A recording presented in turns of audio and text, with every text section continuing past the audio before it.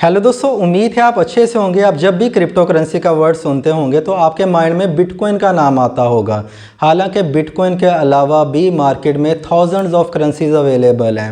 What is crypto currency, इनका purpose क्या है, इनमें इन्वेस्टमेंट कैसे की जाती है, इनसे पैसा कैसे कमाया जाता है, ये कैसे वर्क करती हैं, कौन सी टेक्नोलॉजी यूज़ करती है, ये मैं बहुत ही आसान वर्ड्स में आपको आज की इस वीडियो में एक्सप्लेन करने वाला हूँ। देखें, क्रिप्टो करेंसी के डिफरेंट नेम्स हैं। जैसे इसको डिजिटल करेंसी भी कहा जाता है, इसको इंटरनेट ऑफ मनी भी कहा जाता है, फ्रीडम ऑफ मनी भी कहा जाता है और इसको फ्यूचर ऑफ मनी भी कहा जाता है। मुझे याद है कि 2011 में मैं जब एमएससी बिज़नेस मैनेजमेंट कर रहा था लंदन से, मेरा क्लास फेलो था, उसको अपने कॉलेज की रिमेनिंग फ़ीस देनी थी। जब हम सेकंड सेमेस्टर में गए ना, तो कॉलेज वालों ने डिमांड की कि आपके पास जो आउटस्टैंडिंग फ़ीस है वो आप पे कर दें ताकि आपको प्रमोट किया जा सके सेकंड सेमेस्टर में। उसने वीज़ा लगवाया था हाफ़ फ़ीस दे के, ठीक है।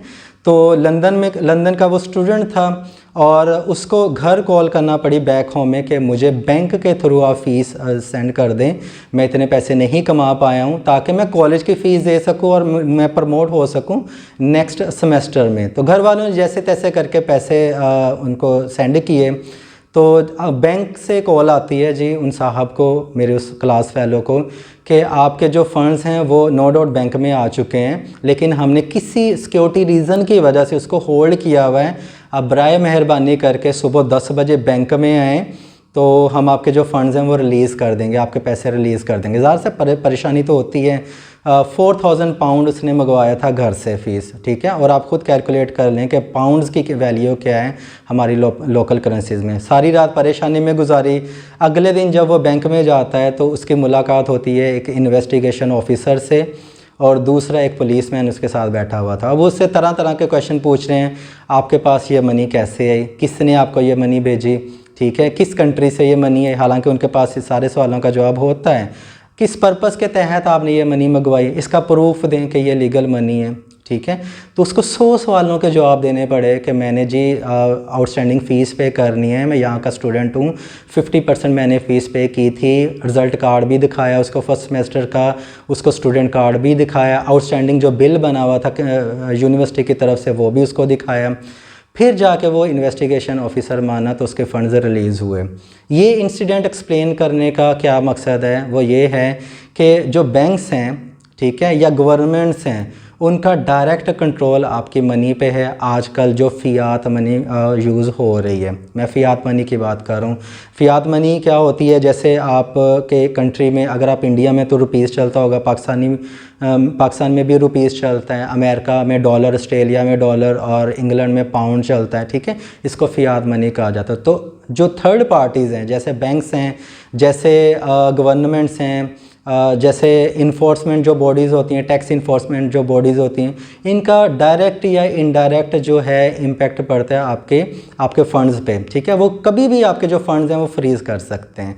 तो फ्रीडम ऑफ मनी नहीं है। इस बात को जहन में रख के सतोशी जो नाकामोटो था, ठीक है, उसने बिटकॉइन बनाया, ठीक है, कि किसी भी कंट्री में जाके इसको एक्सेस किया जा सके और इससे चीज़ें बाय या सेल भी की जा सकें। आज भी बहुत सारे ऐसे कंट्रीज़ हैं, इंग्लैंड हो गया, कनाडा हो गया, जो फर्स्ट वर्ल्ड कंट्रीज़ हैं, उनमें आप डिजिटल करेंसी से, जिनको क्रिप्टो करेंसी कहा जाता है, उनसे आप चीज़ें बाय या सेल कर सकते हैं। आप सब्ज़ी ख़रीद सकते हैं, आप मिल्क की बोतल बाय कर सकते हैं, स्वीट्स बाय कर सकते हैं, कपड़े बाय कर सकते हैं, ठीक है। शॉपिंग मॉल में आप बिटकॉइन के थ्रू, इथेरियम के थ्रू बाय कर सकते हैं, ठीक, डिजिटल करेंसीज़ के थ्रू।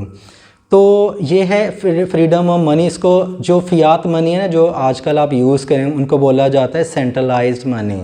और जो डिजिटल करेंसीज़ हैं, क्रिप्टो करेंसीज़ हैं, इनको बोला जाता है डिसेंट्रलाइज्ड मनी। डिसेंट्रलाइज का मतलब होता है कि अगर डिसेंट्रलाइज वो अदारा है तो ऐसा अदारा जिस पे किसी थर्ड पार्टी का कंट्रोल ना हो। अगर मनी आपकी है तो उसका डायरेक्ट कंट्रोल आपके हाथ में ही हो, थर्ड पार्टी का कंट्रोल ना हो, ठीक है। बहुत आसान वर्ड्स में मैंने आपको एक्सप्लेन करने की कोशिश किया कि क्रिप्टो करेंसी क्या होती है। अब बिटकॉइन भी क्रिप्टो करेंसी है। अब इसके टाइप्स भी मैं बता देता हूँ, इनमें इन्वेस्टमेंट कैसे की जाती है वो भी मैं आपको एक्सप्लेन कर देता हूँ। जैसे बिटकॉइन भी एक क्रिप्टो करेंसी है और इथेरियम भी क्रिप्टो करेंसी है, लाइट कॉइन है, रिपल है, ट्रोन है, कार्डानो है, पोल्काडोट है, लिंक है, बहुत सारी ऐसी लंबी लिस्ट है जो कि क्रिप्टो करेंसीज़ हैं। इनके डिफरेंट जो हैं वो काम होते हैं। कुछ तो पेमेंट मेथड के लिए होती हैं, जैसे स्टेलर कॉइन है, बिटकॉइन है, इथेरियम है, लाइट कॉइन है, आप इससे चीज़ें बाई या सेल कर सकते हैं। कुछ ऐसी हैं जो अदर क्रिप्टो करेंसीज़ को सपोर्ट करने के लिए बनाई गई हैं, ठीक है। अब बात करते हैं कि ये टेक्नोलॉजी कौन सी यूज़ करती हैं।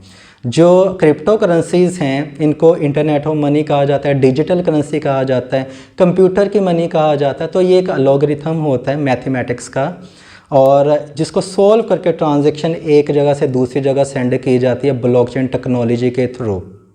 अब वो जो अलॉगरिथम होता है उसको माइनर्स सॉल्व करते हैं। मतलब आप ट्रांजैक्शन करते हैं ना, अगर आप पेमेंट कर रहे हैं, आप एक कॉफ़ी शॉप में जाते हैं, आपने कॉफ़ी बाई करनी है, आपने ट्रांजैक्शन कर दिया जी मैं BTC के थ्रू आपको पेमेंट करना चाहूँगा। वो कहते हैं ठीक है, BTC एक्सेप्टेड हेयर।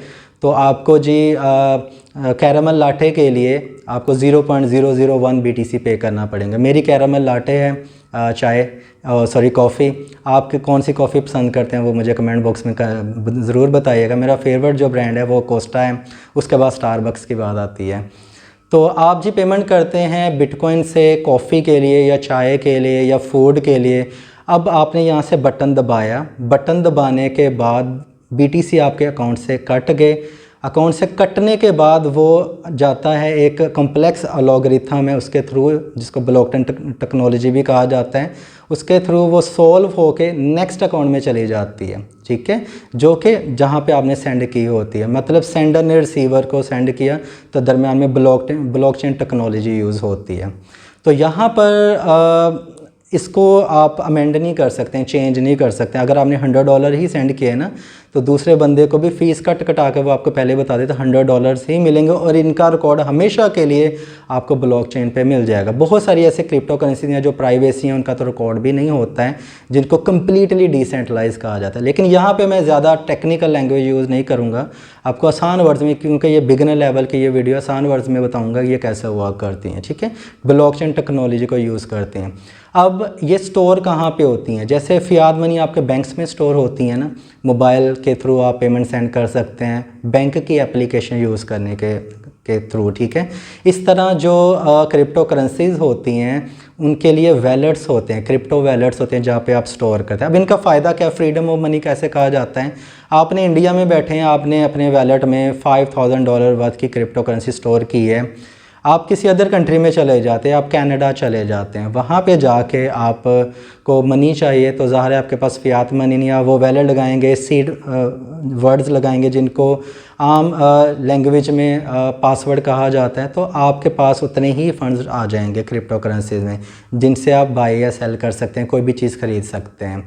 तो मुल्क के या कंट्री के या यूनिवर्स के किसी भी कोने पे आप चले जाएं, आप अपने फ़ंड्स को एक्सेस कर सकते हैं। अगर बैंक में मनी पड़ी है तो क्या होगा, आपके बैंक को कॉल करनी पड़ेगी, स्पेशल आपको रिक्वेस्ट करनी पड़ेगी, मैं फ़लाँ कंट्री जा रहा हूँ तो मुझे एक्सेस दी जाए, वहाँ की ATM में कन्वर्शन होकर मुझे करेंसी मिले। फ़ीस भी बहुत ज़्यादा लगेगी, कन्वर्ट मनी भी थोड़ी मिलेगी और सारा रिकॉर्ड भी होता है। लेकिन डिजिटल करेंसीज़ में, क्रिप्टो करेंसीज़ में आप किसी भी कंट्री पे जाके इनको बाई या सेल कर सकते हैं। अभी तो इनिशियल स्टेज है, ओनली 1% जो हैं लोग जानते हैं कि क्रिप्टो करेंसीज़ क्या होती हैं या इनमें इन्वेस्टमेंट करें। 99% वर्ल्ड की जो पॉपुलेशन है उनको लफ्ज़ भी नहीं पता है कि बिटकॉइन क्या है, क्रिप्टो करेंसी क्या होती हैं, ठीक है। अब इसकी ज़रूरत क्यों पेश आई है? देखें, अगर हम आज से पीछे चले जाएं ना 300 या 400 साल या 500 साल पीछे, या बहुत पीछे चले जाएं, जहाँ पे इनिशियल वे में कारोबार होता था वो बार्टर सिस्टम के थ्रू होता था। आपके पास अगर गंदम की एक बोरी है ना या चावल की एक बोरी है, तो आपने उससे ख़रीदना है, कोई फल ख़रीदना है या आपने कोई सब्ज़ी ख़रीदनी है, तो आप उसको इतने इवज़ में, उतनी अमाउंट में देंगे, गंदम देंगे, ठीक है, जिसको वीट बोला जाता है, या राइस देंगे, तो वो आपको दे देता था वेजिटेबल दे देता था, या फ्रूट या एग्स जो भी आपको चाहिए होते थे, ठीक है। बार्टर सिस्टम, या आप अपनी सर्विसेज के थ्रू, आजकल भी बार्टर सिस्टम सर्विसेज में होता है। आप जॉब करते हैं वो भी तो बार्टर सिस्टम है ना, आप अपना टाइम दे रहे हो, आप सर्विसेज देते हैं। जैसे आजकल आप विलेजेस में चले जाएं, वहाँ पे जो किसान होते हैं वो सारा दिन काम करते हैं, उनके इवज़ में उनको कुछ पैसे दिए जाते हैं, ठीक है, और साथ में उनको अनाज दिया जाता है, दालें दी जाती हैं, फूड दिया जाता है। तो वो अपनी सर्विसेज के थ्रू बार्टर करके वो चीज़ें ले रहे हैं। तो पहले बार्टर सिस्टम होता था जो काफ़ी ज़्यादा फिर दुनिया ने तरक्की की, तो सिक्के आ गए चांदी के और गोल्ड के, तो उसके थ्रू आप चीज़ें बाई या सेल कर सकते थे। उसके बाद और थोड़ी सी तरक्की हुई तो गोल्ड को बैकअप पे रख दिया गया और करेंसी नोट इंट्रोड्यूस किए गए, बैंक्स इंट्रोड्यूस किए गए। दुनिया अब और ज़्यादा तरक्की कर रही है, अब आ रही है डिजिटल करेंसीज़ का दौर। तो डिजिटल करेंसी को फ्यूचर ऑफ मनी इसलिए कहा जाता है क्योंकि नेक्स्ट जो दौर आने वाला है, लोग बैंक्स को छोड़ जाएंगे, डिजिटल करेंसीज़ में फ्रीडम ऑफ मनी को एंजॉय करना पसंद करेंगे।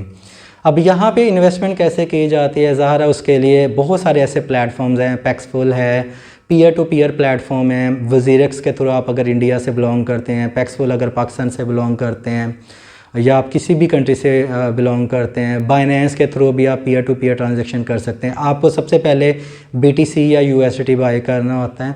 इसके अलावा बहुत सारी एक्सचेंजेस ऐसे होती हैं जैसे बाइनेंस, KU कॉइन, ठीक है, OKX एक्सचेंज हो गई, FTX एक्सचेंज हो गई, बिटरेक्स हो गई।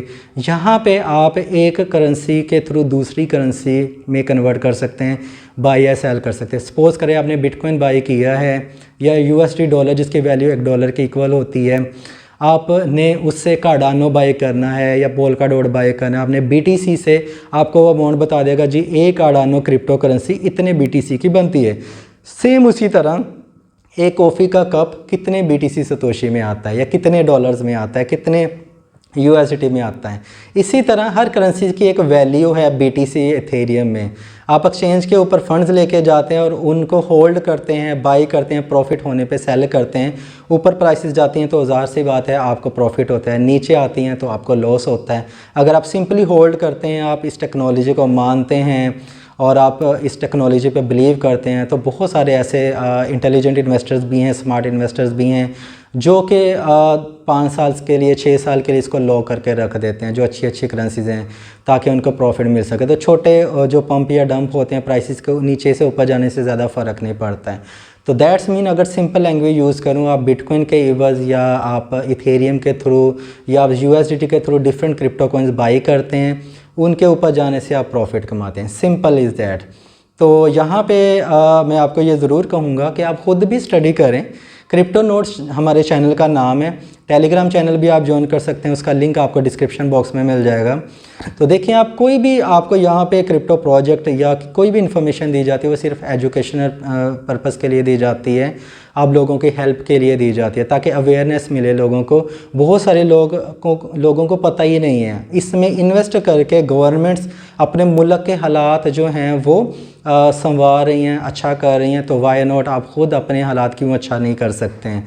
आप अपनी लाइफ चेंज कर सकते हैं क्रिप्टो करेंसी में इन्वेस्ट करने के लिए, ठीक है। बहुत सारी वॉलेटाइल मार्केट है, इसमें वही फंड्स इन्वेस्ट करें जितना आप लूज़ कर सकते हैं एक्स्ट्रा मनी। ऐसा ना करें आप लोन लेके या अपनी लाइफ सेविंग इसमें इन्वेस्ट कर दें। बहुत वॉलेटाइल मार्केट है, जहाँ पे लोगों को प्रॉफिट होता है वहाँ पे नुकसान भी होता है, तो आपके प्रॉफिट या लॉस की हम जिम्मेदारी नहीं लेते हैं। तो ये थी कि आसान वर्ड्स में क्रिप्टो करेंसी क्या होती हैं, कौन सी टेक्नोलॉजी यूज़ करती हैं, इनका पर्पस क्या है, इनमें इन्वेस्टमेंट कैसे की जाती है, इनके डिफरेंट नेम क्या हैं, ये कौन सी टेक्नोलॉजी यूज़ करती है। ये बिगिनर लेवल की वीडियो थी। इस तरह की मैं एक सीरीज़ शुरू करने वाला हूँ। अगर आप क्रिप्टो करेंसी को A to Z सीखना चाहते हैं तो इस चैनल को आप सब्सक्राइब कर लें, बेल आइकॉन को भी आप प्रेस कर दें ताकि आपको हर नई आने वाली वीडियो का नोटिफिकेशन मिल सके। अगर आपको लगता है कि आपको 1% भी नॉलेज मिला है तो वीडियो को लाइक एंड शेयर करना मत भूलिएगा। अपना ख्याल रखिएगा। Happy trading, take care.